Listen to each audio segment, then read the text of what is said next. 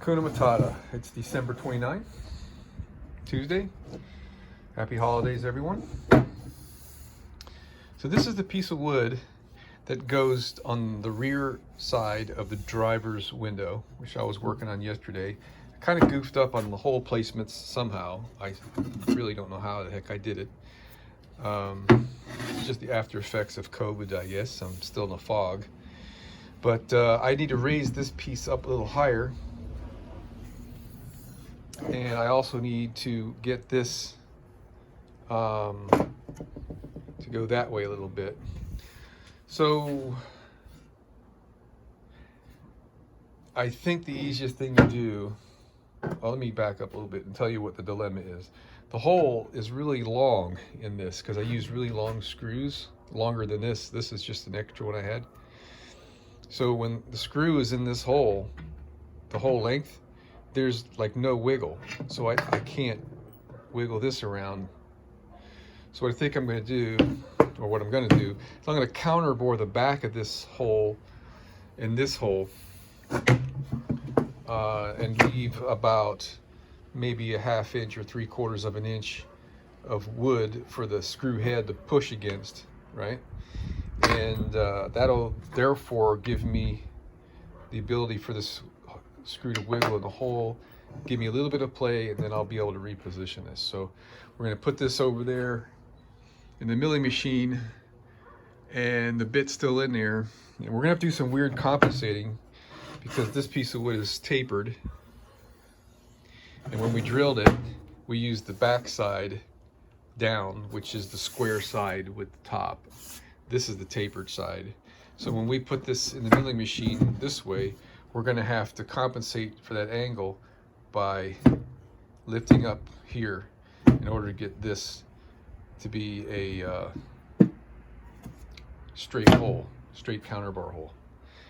So let's figure out how we're going to do that. All right, so that was easy. I put the piece of wood in the vise, and I took my carpenter square and I put it on this edge and leveled the wood with this height across here, and then snugged her up, and then I kind of tapped it a little bit to get it just right. And it's pretty much just by feel and by eye, and it's good, it's true enough for me. And once I had that done and this tightened, I just clamped this piece of wood here so that way I can take it out of the vise and put it back in the vise, and it'll go back where it was. So now all I gotta do is figure out how deep I want to go with this counter bore, and we'll be all set. All right, we're complete, except for final sanding and painting. These are final, the oak's final sanded already, both of those pieces, and they're fully installed. We got this all done. It's 2 pieces. I got a little piece right here, and a big piece up here. Came out great, real happy with it. I sanded this edge, so now that's nice and flush and smooth. Same on this side.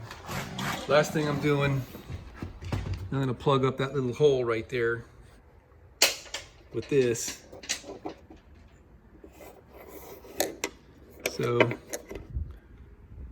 it'll look a little bit nicer, right?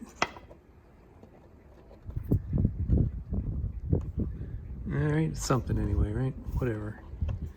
So in order to do this, I put some index marks on there already. This is going to come out. In order to get this out, I got to take these off.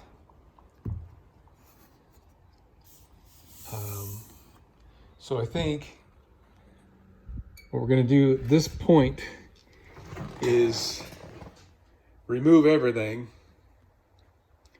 and paint it. In the process, I'll glue that little block in there. We're going to paint this bottom part here gray to kind of match the dashboard and the floor mat kind of a thing. This is going to be a brown polyurethane finish. And I think what we'll do is that this line right here will go white with this to match the walls and the ceiling.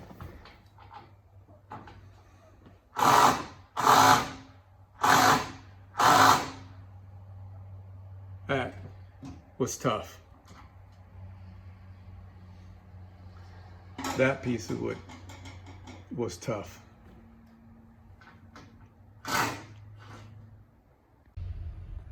All right, guys, I made these two little bushings, and this is going to go there, and this is going to go behind it. And if I made everything correctly here, when I tighten down the bolt, it'll allow this bracket to be loose on there. So let me give it a test fit. Got it. Okay, I got this tightened up, and the seat belt is still loose, and I gave myself about 3/4 of an inch of space. And I'm comfortable with the cantilever out there. It's only a little bit, and this metal is a full 1/4 inch thick over here, so very solid. And that gives me space enough for that. So another little project done. Okay, so what's next?